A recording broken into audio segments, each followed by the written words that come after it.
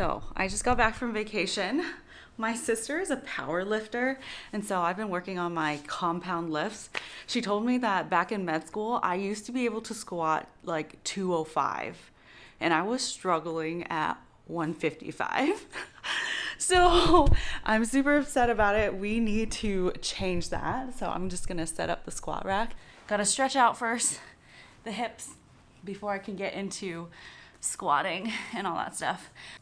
So today I want to talk to you, especially if you're struggling with your body transformation or weight loss and you feel like you've already cut down to 1200 calories, you change your lifestyle and nothing is really working for you.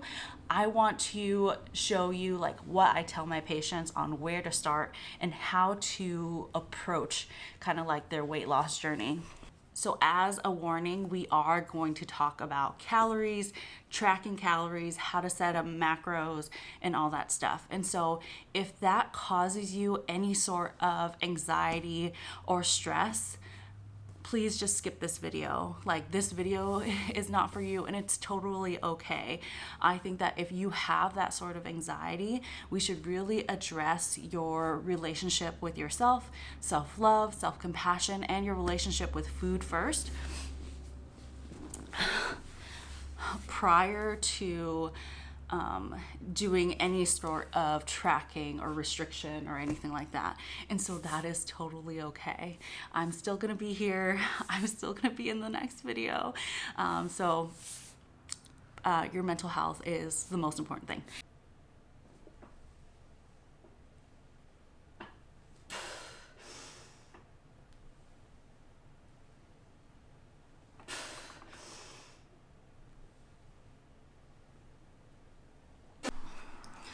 All right, so you have been eating 1200 calories and you're not losing weight. So the first thing I usually ask my patients is, one, how are you tracking both your food, your calorie intake, and your weight loss?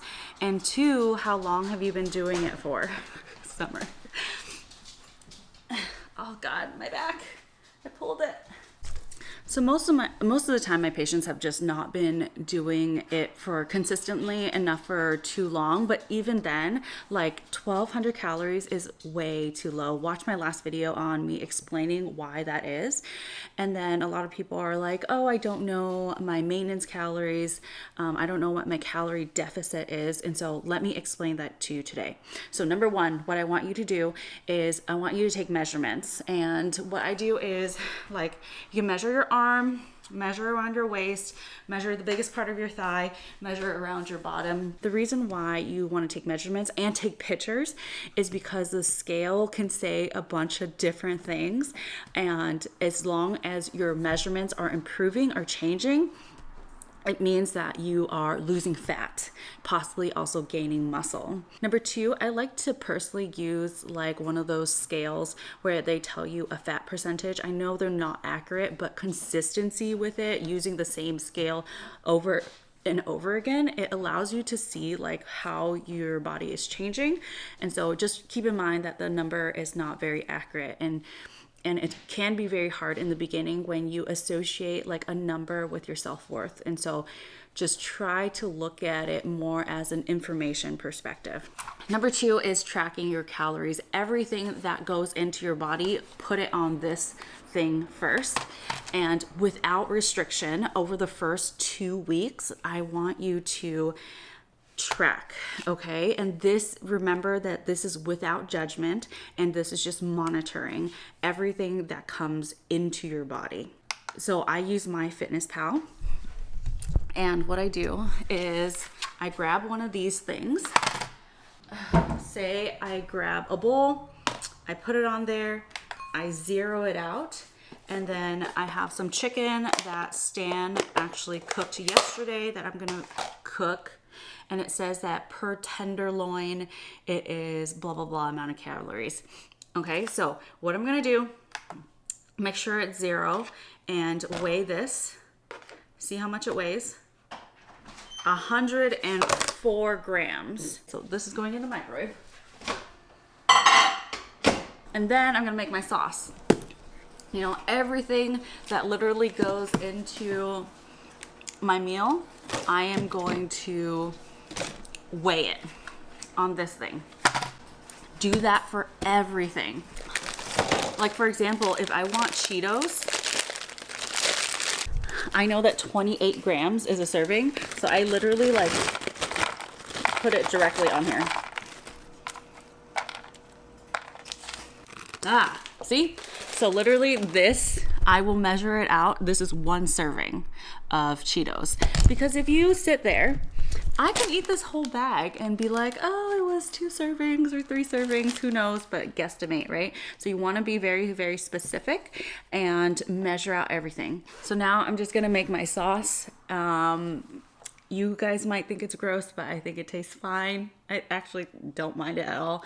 Greek yogurt, cottage cheese, some horseradish, and then seasoning. Korean spicy pepper. And I like to like mix flavors and stuff, so I don't know if this will taste any good or not, but maybe we should try. This is the gochujang, Korean hot pepper paste. Mix it up. Then I will just dip my whole chicken in here.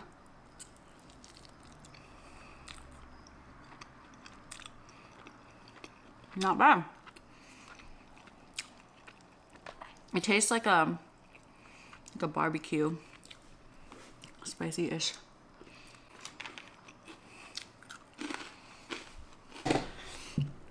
And I like to tell my patients that your calories is like money in the bank.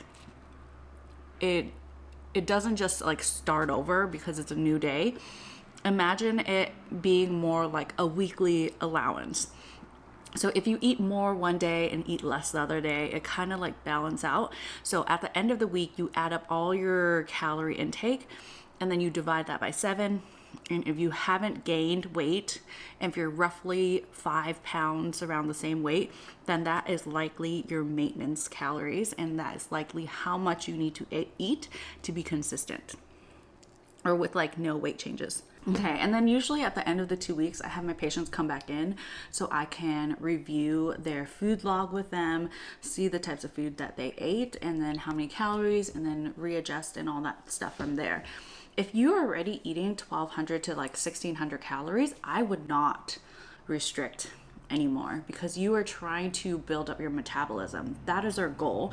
You want to be able to eat food, live life, and still be able to lose weight. Like we don't want to do the bare minimum, like eat as little as possible to lose weight. We want to eat as much as possible and still be able to obtain like our body physique goals and strength goals and all that stuff.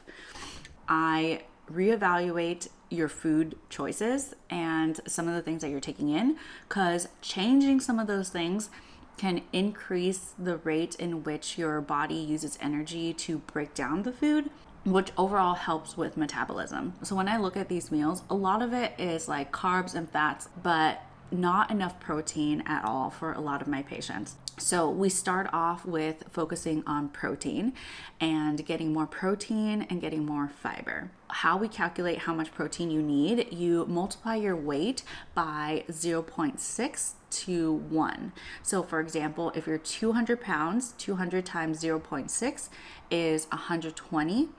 Or times 1 is 200. So if your protein intake for the day is around 120 grams to 200 grams, then you are good. You are retaining your muscle and you're trying to get your body to like lose the fat.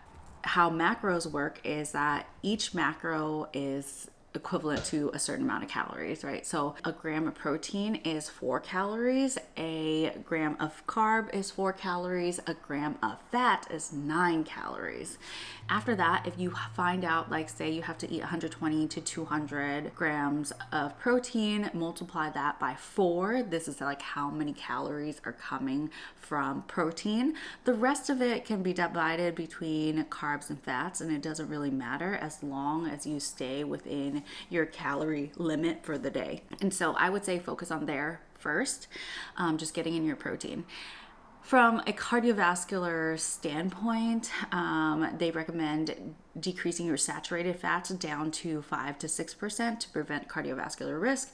The American Diabetes Association recommends keeping your total fat, like even your good fat intake, around 20 to 30%. So that's what I personally try to do.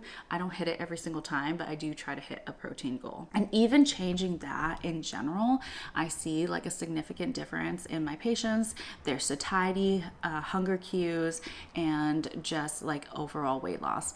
But remember that consistency is key. So not a lot is going to change in a few weeks or even a month. Like you have to give it some time and being consistent with it.